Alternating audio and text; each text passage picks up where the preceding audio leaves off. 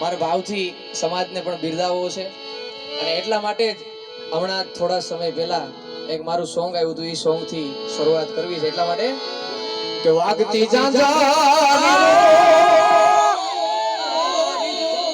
એ ઝાંઝર વાગતી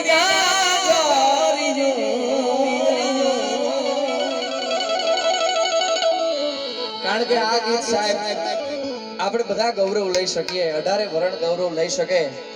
દ્વારકાની અંદર આપણી બધી આયરાણીઓ ભેગા થઈ અને સુંદર મજાનો મહારાસ એક ઐતિહાસિક રાસ એ બનાવ્યો.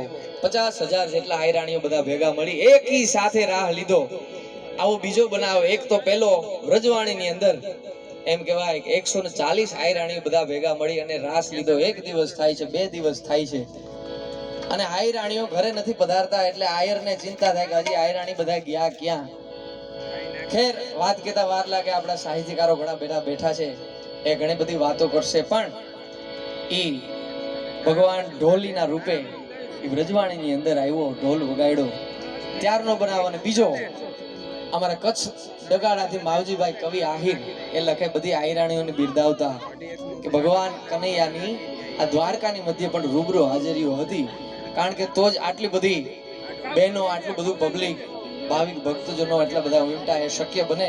ભગવાન કનૈયો હોય તો જ આ કાર્યક્રમ આખો સફળ થયો. એટલા માટે આ આયરાણીઓને બિરદાવતું ગીત એટલે કે વાગતી ઝાંઝરી જો ઝળાળા વાગતી ઝાંઝરી જો ઝળાળા વાગતી ઝાંઝરી જો કાનાની રૂબરૂ હાજરીઓ.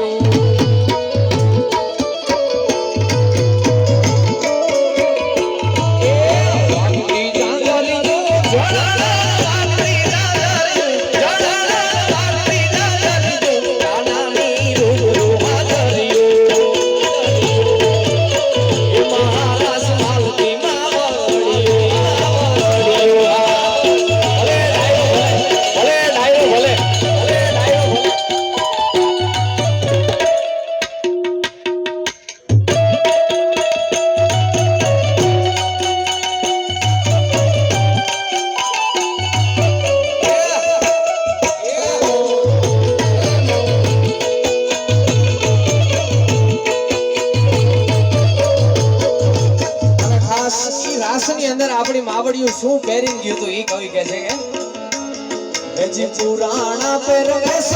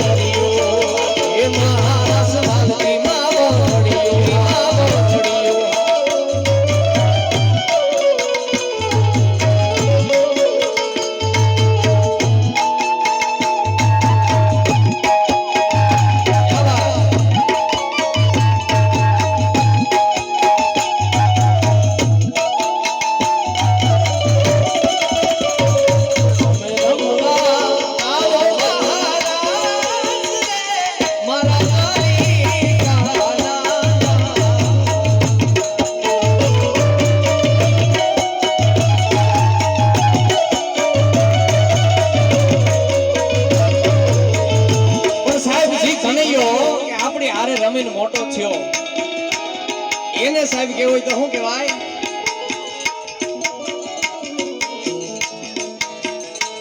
કે હારે રે